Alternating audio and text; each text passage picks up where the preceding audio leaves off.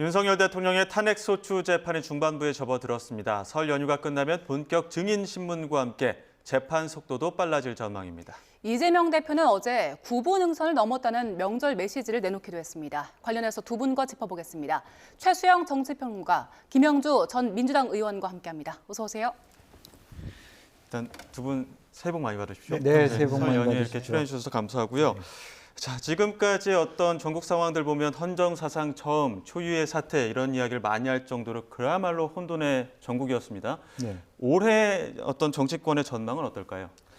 글쎄요, 제일 국민들이 원하는 게 물가가 잡히고 또 불안정성이 안정되는 그런 부분이었으면 좋겠습니다. 특히나 대통령 계엄 이후에 불안정성은 불안정성인데 법 제도적인 불안정성 그리고 우리나라의 가장 권위 있는 기관이 법원에 대한 또 헌법재판부에 대해서 정책균이 흔드는 부분에 대해서 사실은 국가기관 전체가 국가의 권위가 흔들리는 부분에 대해서 국민들도 걱정이 많을 거라고 보여지고요. 또 그런 의미에서 정치권이 최소한 국민에게 해야 될 도리라는 것은 사실은 지나치게 이 사법부를 흔들지 않는 부분이었으면 좋겠다. 지금 여러 가지 하나하나의 정치적 또 법적인 부분에 대해서 재판관이 어떤 연구에 있다, 뭐 어떤 라인이다 이렇게 하기 시작하면 국민들이 기댈 데가 없어요. 이제 그런 부분부터가 좀 자기 각자의 그 역할을 제대로 해줬으면 좋겠다는 게 아닐까 그렇게 보여집니다. 예. 그러니까 저는 이제 올해가 사실은 그 선거가 없는 해였는데 지금 최근 제가 뭐 구체적인 여론의 수치는 인용하지 않겠습니다만 최근에 여론의 흐름을 놓고 보면은 양쪽의 이른바 지지층들이 빠르게 결집하는 그런 모습을 보이고 있고 중도의 어떤 그 포션이 조금 사라지고 있는 느낌이 있어서 결국 이제 우리가 심정적으로 이미 우리가 조기 대선을 국민들이 거의 받아들이고 있는 것 아니냐. 그러니까 정치권의 지금 움직임과 탄핵 심판 혹은 이제 그다음에 이제 수사의 트랙과는 별도로 우리 국민들의 여론이 이걸 받아들이고 있다는 거는 결국 올해가 우리가 지금 저 김 의원님 얘기해 주셨습니다마는 결국 우리가 이제 이런 불안정성을 해소하기 위해서는 결국 선거라는 어떤 제도의 틀로 가야 한다는 그런 여론이 있는 것 같은데 그렇다면 이 여론과 이 흐름을 정치권이 어떻게 잘 소화해낼 수 있는가? 그러니까 정치권이 이걸 가지고 정쟁이라든가 오직 조기 대선에만 몰두하는 이런 것들이 아니라 국민의 이런 열망을 담아내는 이른바 제도의 변혁이라든가 그다음에 선거를 통한 과정이라도 우리가 이런 아주 극단적 양극화 해소 이런 점들을 좀 고민하면서 가야 하는데 결국 두 달 만에 많이 치러진다면은 이런 선거에 대해서 정치권이 저는 마땅한 해답을 내지 못할 것 같아서 올해 정치권도 또 경랑의 한 해가 될 것 같아서 우려는 스럽습니다만은 그럼에도 불구하고 우리가 좀 집단지성을 발휘하는 한 해가 되었으면 좋겠다는 생각은 듭니다. 예. 선거, 대선 말씀해 주셨는데요. 그래서일까요? 이재명 대표가 어제 설 인사를 하면서 민주주의가 구보능선을 넘고 있다. 마지막 고비다. 이런 얘기를 했거든요. 이게 어떤 의미가 담긴 말일까요? 글쎄요, 기본적으로는 어쨌든 대통령께서 그야말로 구치소에서 또 구속된 상태에서 설을 맞이하는 사실은 한편으로 보면 굉장히 안타까운 현실입니다만은 여러 가지 많은 논란에도 불구하고 우리나라의 법 제도가 작동되고 있다. 그런 의미에서 민주주의가 작동된다. 그렇게 이재명 대표가 해석하고 있지 않느냐. 많은 우려에도 불구하고 저도 그렇게 생각하는데 헌법재판소나 각종 법원에서 또 혹은 수사기관에서 수많은 아전인수적인 해석과 공격들이 있음에도 불구하고 두벅두벅 사법부가 작동하고 있고 또 민주주의를 연관돼 있는 정치권들 나름대로 노력하고 있다라는 것을 국민들에게 보여주는 메시지라고 보여집니다. 네, 이재명 대표 지난주엔 또 신년 기자회견도 있었고 어제는 아고라를 깨워낼 것이다 이런 메시지 또 오늘도 메시지를 냈습니다. 더 나은 세상 맞이할 것이다. 메시지를 내는 속도가 좀 빨라지는 느낌도 있습니다. 저는 저 구분응선이라는 단어를 보고 이재명 대표가 아직도 조급증에서 벗어나지 못했구나라는 생각을 했습니다. 우리가 원래 어느 한 그 현상들을 관용구적으로 표현할 때 뭐 한 7분응선 넘었다, 뭐 8분응선 넘었다고 하는데 이른바 구분응선이라고 하면 이미 끝났다고 얘기를 하는 것 아니겠습니까? 근데 이제 막 재판이 진행되었고 그다음에 윤석열 대통령의 탄핵 심리는 이제 겨우 윤 대통령이 직접 참여하는 심리가 3차례 정도 이제 설 지나고 한다면 3차례 정도인데 어떻게 구분응선이 넘습니까? 그러니까 저 얘기는 일종의 약간 레토릭, 그 수사로 이야기를 한 거지만 실질적으로는 선거가 돼 있고 그다음에 다 빨리 결집해서 우리가 정권을 교체하자라는 얘기를 저는 애둘러 했다고 봅니다. 그런데 저렇게 마지막 고비 구분응선에 대한 얘기가 과연 이재명 대표가 메신저로서의 지금 제대로 된 역할을 하고 있느냐. 저는 이재명 대표의 진짜 리스크는 사법 리스크가 아니라 신뢰의 리스크라고 생각하거든요. 많은 분들이 이재명 대표의 말에 신뢰성을 보이지 않고 있습니다. 그거는 받아들이는 자, 그러니까 결국 중요한 거는 화자가 중요한 게 아니라 청자가 중요한 거, 받아들이는 사람들이 중요한데 많은 분들은 아직도 이재명 대표의 말에 대해서 메신저로서의 신뢰를 부여하지 못하고 있기 때문에 이재명 대표가 저런 식으로 매일매일 그 업데이트되는 메시지를 낸다고 해도 과연 저게 대중 소구력이 있는지 그리고 이재명 대표의 진정성이 전달되는지 이 점은 한번 별도로 고민해 봐야 할 사안이라고 생각합니다. 예. 윤석열 대통령에 대한 재판 이야기를 좀 해볼 텐데요. 그 윤석열 대통령 이제는 탄핵 심판 그리고 형사 재판 동시에 진행이 되잖아요. 윤석열 대통령 측에서 탄핵 심판을 정지 요청할 가능성도 나오고 있습니다. 그 헌재법 51조를 좀 보면서 얘기를 해볼게요. 헌재법 51조가 탄핵 심판과 동일한 이유로 형사 소송이 진행되면 심판 절차를 정지할 수 있다 이런 네. 내용인데 그런데 이게 의무 규정은 아니더라고요. 네. 재판부는 어떤 판단을 내릴까요? 실제로 보면은 물론 이제 뭐 그런 그 겹치고 있는 부분들이 있죠. 사실은 또 방어권이라는 차원에서 윤 대통령 측 변호인들은 이런 부분을 문제 제기를 하고 있는 것도 사실이고 또 그거는 자기가 갖고 있는 방어권의 일부일 수도 있다고 생각합니다. 그러나 헌재의 판단은 어떻게 생각하냐면 실제적으로 재판이 준비되는 기간이 있기 때문에 본인들이 2월 말까지 헌재의 결정을 내주면 사실은 재판에서의 겹치는 부분이 극히 없다라고 보는 거지. 예. 마치 실제적으로 두 개 재판이 지금 막 이루어지는 것처럼 보여지고 예. 있으나 실제의 어떤 형사소송법상의 재판은 사실은 길게 될 거예요. 심지어는 2년, 3년 가는 재판이 될 수도 있습니다. 예. 그렇게 보면 우리가 뻔히 압니다만은 재판 기일을 받고 여러 가지 어떤 본 재판이 이루어지기에는 실제적으로 보면 윤 대통령의 형사 재판은 3월 이후가 될 것 같고요. 그런 의미에서 헌재는 2월 말 3월 초에 어쨌든 혼란을 피하기 위해서 빨리 해서 어쨌든 우리가 알다시피 4월 18일 되면 두 분의 예. 재판관이 또 나가지 않습니까? 늦어도 3월 말 4월 초에 결과를 끝내는 게 국익에 위해서 좋다는 거고 또 그렇게 봤을 때는 실제 형사재판과 겹쳐지는 시기가 그렇게 길지는 않다. 따라서 실제로 헌법재판소법 51조를 받아들이기는 어렵다. 저는 그렇게 봅니다. 헌재 판단도 보겠습니다. 당장 지금 주목하는 부분이 5차 변론인데 지난 4차 변론에 김용현 전 장관이 나왔었는데 그때는 어느 정도 진술을 좀 일관된 방향으로 끌고 가는 면이 있었습니다. 하지만 5차 변론에는 이진우 전 수방사령관부터 홍장원 차장 등 진술이 배치되는 증인들이 많이 네. 나오지 않습니까? 어떻게 좀 이어질까요? 그러니까 저도 이제 이 김용현 전 장관은 이제 윤 대통령 측에서 요청한 증인이니까 아무래도 이제 윤 대통령과 좀 여러 가지 그 말하자면 그러니까 조율하진 않았어도 일치되는 그런 얘기들이 나올 수가 있었죠. 근데 지금 나오는 분들은 굉장히 좀 말하자면은 이 내란 사태라고 표현할 수 있는 그 키워드를 제공했던 분들이거든요. 네. 뭐 총을 쏴서라도 끌어내라, 정치인 체포해라. 그런데 사실 이제 이분들의 얘기를 놓고 보면은 이분들의 얘기가 초반 계엄 사태 때 이게 내란이구나라는 국민들의 확신을 줄 수 있는 센 발언들을 다 이분들이 한 거예요. 예. 홍장원 전 차장은 바로 대통령이 이제 정치인 체포를 지시했다고 했고 나머지 특전사령관은 총을 쏴서라도 끌어내라고 했고 근데 이제 이런 분들이 결국 그렇게 강력한 얘기를 하면서 국민들이 많이 내란이 이렇게 인정되는구나라고 생각했는데 실제로 이분들의 말들이 조금씩 달라져요. 이를테면 이런 거죠. 그 요원 논란은 제가 별도로 치더라도 그 지금 박범계 의원 같은 경우에 국회에 나온 분들을 당신들 우리가 공익제보자 신분을 줄 테니까 얘기하라고 해서 그것도 얘기를 합니다. 그리고 이제 그 곽종근 사령관 같은 경우에도 총을 쏘서라도 끌어내라고 얘기했다는데 그게 이제 이진우 전 수방사령관이고 저희가 관련 그래픽이 있습니다. 네네네. 관련자 그래픽을 좀 띄워주시면 그거 보면서 말씀을 드리겠습니다. 신문 현황 전에 이제 통을 쏴서라도 들어가서 끌어내라 이게 이진우 전 사령관이었었고 그다음에 곽정훈 사령관은 어떤 식으로 도끼로 구속으로 들어가라 이런 얘기들을 했는데 이 얘기들이 결이 조금씩 달라집니다. 이제 예. 그러면서 윤 대통령 측에서는 나는 체포의 채자도 꺼낸 적이 없고 그다음에 홍장원 차장의 얘기에서도 일종의 약간 오염 논란이 좀 있었단 말이죠. 그러다 보니까 과연 그러면 이제 이분들의 얘기가 윤 대통령과 좀 배치된다 하더라도 과연 그러면 직접 증거로서의 그 영향력이 있을 것인가. 그래서 저는 결국에는 이제부터는 하나하나 검증하는 국면으로 갈 가능성이 매우 높기 때문에 예. 탄핵 심판이나 헌재 형사재판에서 굉장히 저는 이게 쟁점이 될 걸로 봐요. 그래서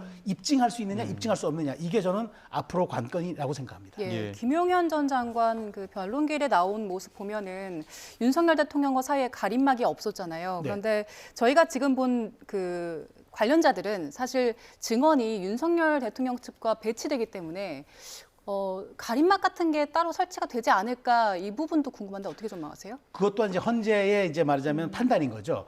그런데 이제 저는 그래요.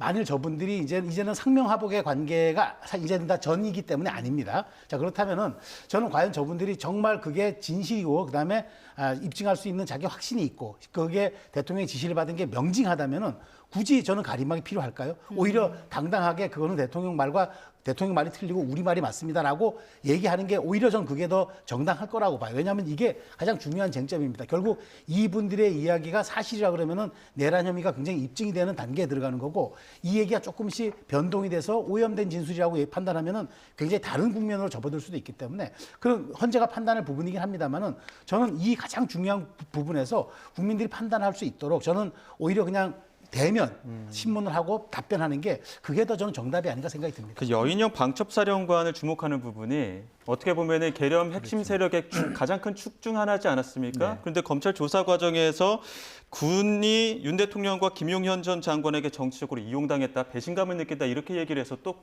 관련 증언을 어떻게 할까도 좀 주목받는 것 같아요. 그렇습니다. 저는 전반적으로 보면 우리나라의 가장 높은 대표적인 수방사, 방첩사 이런 분들이 국회에서 너무 편안하게 다 보는 가운데서 이런 발언을 하는 것도 굉장히 조심스러워요.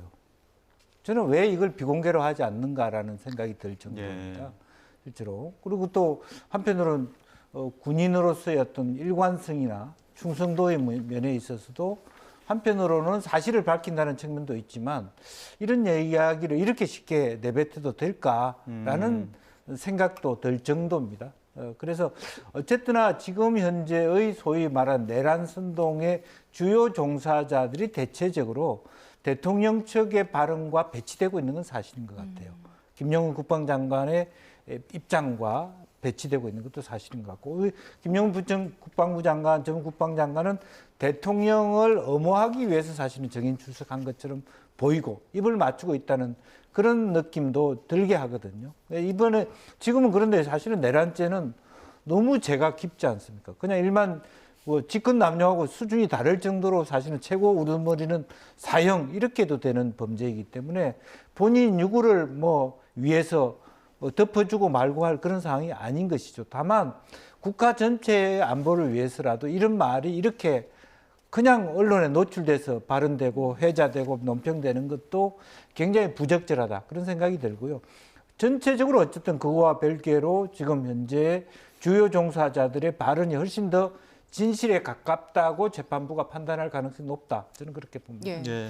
그리고 이상민 전 장관은 다음 달 11일 7차 변론기일에 출석을 하는데 최근에 내란 국조특위 청문회에서 증인 선서를 거부했었거든요. 이번에 헌재 나가면 증인 선서는 할까요?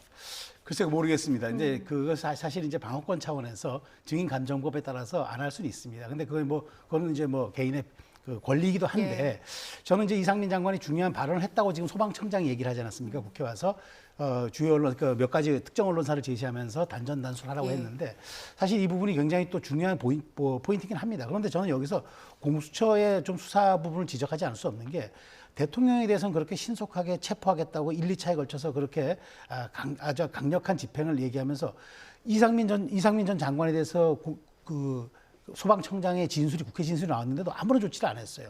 압수수색이라든가 이런 거 하지도 않고 증거 확보 같은 것도 하지 않았습니다. 그리고 이상민 전 장관이 마음대로 국회 나와서 난 안 하겠다고 하고 그냥 얘기 안 해도 아무런 지금 조치가 없어요. 그래서 저는 공수처가 왜 이렇게 하는 것인가? 그러니까 물론 수사의 능력과 의지가 없는 것인가? 그래서 그런 측면에서 저는 이상민 전 장관에 대해서 굉장히 이게 중요한 부분이긴 한데 본인이 진술을 거부하겠다고 한다면은 외곽에 있는 다른 파편적 증거나 진술을 찾아가지고라도 그것을 입증해야 되는데 아무런 노력을 하지 않아요. 그런 측면에서 저는 공수처에 대한 부분을 지적하지 않을 수 없고 뭐 검찰이나 경찰도 마찬가지죠. 이 부분이 저는 이제 보면은 거의 3주가 지나가고 있기 때문에 네. 어느 정도 저는 이제 그 만일 핵심 증거가 있다 그래도 찾기 어려울 것 같아요. 그런 측면에서 이상민 전 장관의 입만 우리가 쳐다보고 있고 이분의 어떤 그런 상식과 양심만 우리가 바라보고 있는 이게 저는 우리 수사기관의 이중성 같은 느낌이 들어서 굉장히 좀 안타깝다는 생각이 듭니다. 자, 윤석열 대통령 측과 국민의힘은 이번에는 헌법재판소를 향한 공세를 좀 이어가고 있는 부분들이 있습니다. 윤 대통령 측은 정계선 이미선 재판관에 대한 기피 신청 준비하기도 하고 또 국민의힘 일각의 의원들도 이 재판의 공정성을 좀 문제 삼고 있는 것 같은데 여기에 대해서는 어떻게 보십니까? 그건 말이 안 되죠. 왜냐하면 절차적 정당성을 다 갖고 국회를 통해서 정확하게 그 여러 재판부들 중에서는 대통령이 추천한 분도 계시고 국회가 추천한 분도 계시는데 그런 정당성을 다 갖추어서 그리고 최상목 권한대행도 고민을 거쳐서 존중해서 법에 따라서 말하자면 결정된 분들이거든요. 그래서 그분들이 과거에 어떤 서클에 있었다 또 어떻게 결정 내릴 것이기 때문에 기피한다 이런 것은 사실은 있을 수가 없는 일이죠. 예를 들면 우리가 다 그러면 내가 재판을 받아야 되는데 내가 재판을 하게 나에게 형을 줄 판사가 옛날에 어떤 일을 했다. 따라서 저분은 내한테 죄를 많이 씌울 것 같다. 그렇게 다 기피 신청을 하기 시작하면 그럼 우리 그 기본적인 법 체계가 다 무너지는 상황입니다. 그래서 저는 그럼에도 불구하고 우리나라가 자유심증주의라고 하는 모든 재판관들이 공정하고 중립적으로 자기 개인의 어떤 이데올로기적인 지향이 있다 하더라도 그야말로 법에 따라서 결정해 주기를 바라고 그렇게 해 오고 있다라고 믿고 가야 된다. 근데 그것을 하나하나 뭐 우리법 연구회 소속이다, 누구하고 친하다 이렇게 다 뒤져가지고 얘기한다는 것은 아예 말로 헌재 전체의 정당성. 본인이 만약에 예를 들면 파면됐을 때, 인용이 됐을 때 이것을 불복할 수 있는 빌드업이다. 저는 그렇게 봅니다. 예, 지금 여당에서 마은혁 후보자 임명하는 것도 뭐 신중해야 한다 이런 입장이고 특정 재판관들이 정치적으로 편향돼 있다는 주장을 하고 있는 것에 대해서 최 평론가께서는 어떤 입장이세요? 저는 뭐 그렇게 헌재에 대해서 그렇게 뭐 일종의 편향성 논란, 그다음 중립성 논란을 하는 건 바람직하지 않지만 그럼에도 불구하고 헌재 재판관들이 상당 부분 여기에 대해서 그런 의혹과 그런 심증을 갖게 행동해왔던 점에는 지적하지 않을 수 없습니다. 이를테면 이런 거죠. 과거에도 뭐 SNS에서 일종의 뭐 댓글 달고 하는 거야. 그건 뭐 그렇다 조금 우리가 100번 양보해서 한다고 치더라도 정치적 중립성에 대한 의심을 가질 만한 그 언행들을 너무 오래 해왔다는 것. 특히나 이제 뭐 문영배 재판관 같은 경우에는 내가 대법원에 있을 때 가장 말하자면 우리법 연구에서도 좌측에 있었다.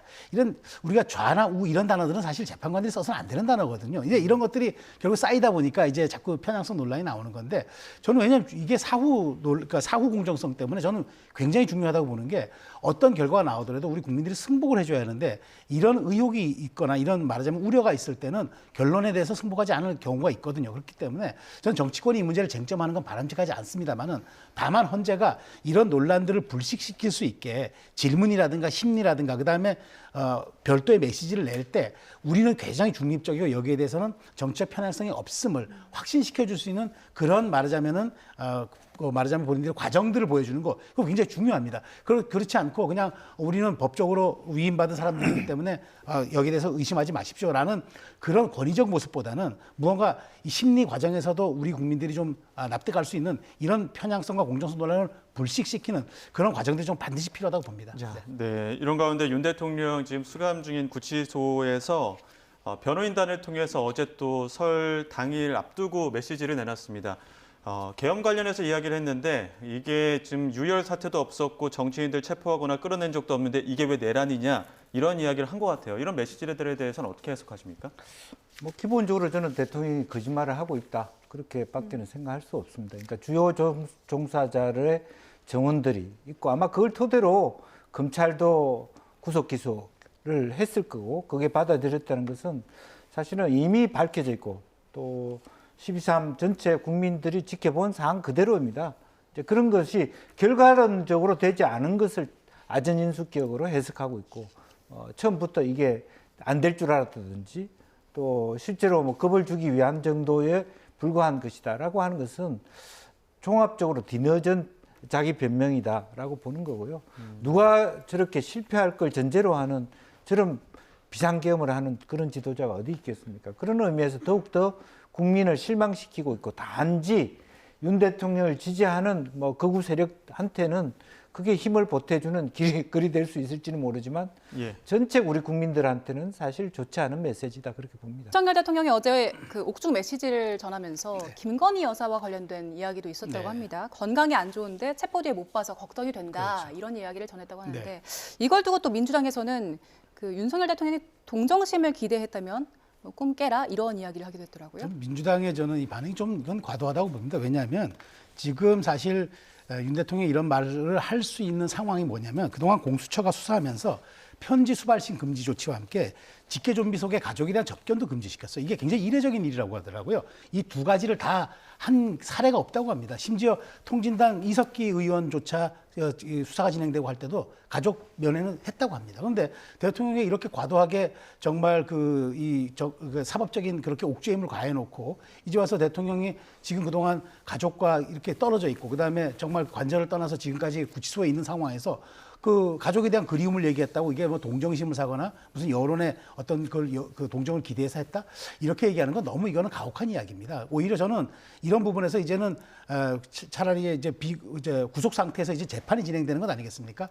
이제 가족 면회라든가 그다음에 외부와의 접견 이런 것들이 좀 자연스럽게 이어지면서 대통령이 영어의 몸이 되어 있는데 무슨 증거를 인멸할 게 있고 뭐 나머지 할 게 뭐 있겠습니까? 이미 직무도 정지된 상태고 저는 대통령이라고 해서 방어권이라든가 개인에 대한 인권이 이렇게 혹독하게 제한되는 거 이건 저는 아니라고 생각합니다. 그렇기 때문에 정치권이 여기에 대해서 괄괄할 게 아니라 수사기관은 수사의 한 트랙으로 수사는 진행하더라도 대통령에 대해서 인권적 측면과 오히려 대통령도 우리 국민의 한 사람으로서 충분하게 방어권을 행사하면서 재판을 진행할 수 있는 이런 권리를 보장하는 거 저는 그게 법치국가의 정신이라고 봅니다. 예. 윤 대통령 측 설 연휴 직후에 또 보석을 청구한다고 하는데 보석 신청은 받아들여질까요?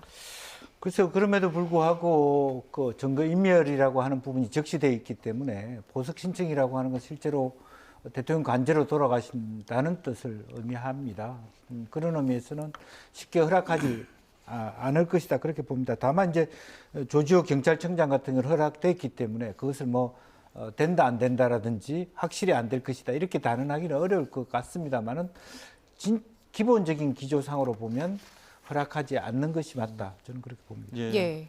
그 지금 국민의힘에서는 연휴 이후에 의원들이 구치소에 방문할 수도 있다. 뭐 이런 이야기도 나오고 있는데 지금 국민의힘에서 검찰이 직권남용으로 시작해서 내란죄만 기소를 했잖아요. 네. 이걸 두고 또 문제 삼고 있는데 이 네. 부분에 대해서는 어떻게 보셨어요? 저는 타당한 지적이라고 봅니다. 우리가 이제 직권남용죄는요 최대 법정형이 5년 이하입니다. 그러니까 말하자면 우리 사회에서 좀 말하자면 중범죄로 인식되지는 않는 범죄입니다. 그런데 그 대통령에 대한 수사권이 없는 기관이 이 직권남용죄 그 법정 최고형이 5년 이하인 이 범죄를 타고 들어가서 결국 우리 법정 최고인 사형을 언도할 수 있는 가장 큰 중범죄라는 내란을 수사하고 거기에 대한 기소를 한다? 수사권이 없는 데가? 이거는 그래서 저는 이게 그러니까 이른바 독수독가라 그러죠. 그 독이 있는 나무에 독이 있는 과일이 열릴 수밖에 없다는 거는 수사권이 없고 유법하게 수집한 증거는 이게 법정에서 증거 능력이 없다는 것 아니겠습니까? 그래서 일각에서 조심스럽게 이렇게 해서 수사기관이 없는 수사 권한이 없는 공수처가 이렇게 무리하게 수사를 하고 그다음에 재판도 수사도 부실하게 한 상황을 검찰이 기소만 대신해 주는 거 이게 재판정에 가면 공소기각 즉 재판이 아예 중지될 수가 있다라는 그런 얘기를 하는 겁니다. 그런 측면에서 저는 이거는 한 진행되는 과정을 봐야 하겠지만 국민의힘 입장에서는 이 얘기를 충분히 지적할 수가 있죠. 그래서 모두 발언에 우리 김영주 의원께서 그 우리 사법 체계의 혼돈성에서 얘기했는데 저는 차제에 이 부분에 대한 우리의 정말 불확실성 내지는 이렇게 꼬여 있는 실타래 같이 꼬여 있는 이렇게 여러 가지 수사기관의 혼재성들 이런 걸 해결해야 된다고 봅니다. 다만 지금은 아니겠지만 이런 측면에서 사법적 정의를 기대한다는 것은 사실은 굉장히 이건 좀 위험한 일일 수도 있기 때문에 저는 그런 측면에서 여당이 문제를 지적하는 건 저는 타당하다고 보고 예. 앞으로 이런 것은 재판 과정에서 재판부가 어떻게 받아들이는가 하는 부분은 저희가 지켜보고 판단해야 될 부분이라고 봅니다. 근데 검찰의 판단 배경은 이제 불소추 특권 때문에 그 직권남용죄보다는 내란죄로 기소할 수밖에 없었던 상황 아닙니까? 네. 사실 이제 그런데 보면은 결과적으로 그와 같은 그 법적 체제의 부실함이 있을 수 있어요.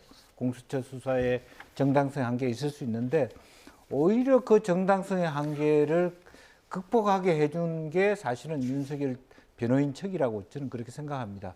서부지법의 재판 청구라든지 또 체포적북심 이런 것들에 대해서 연패를 당하지 않았습니까? 사실은 실제적으로 그것이 만약에 체크업을 하지 않았다면 그런 공포가 있을 수 있죠.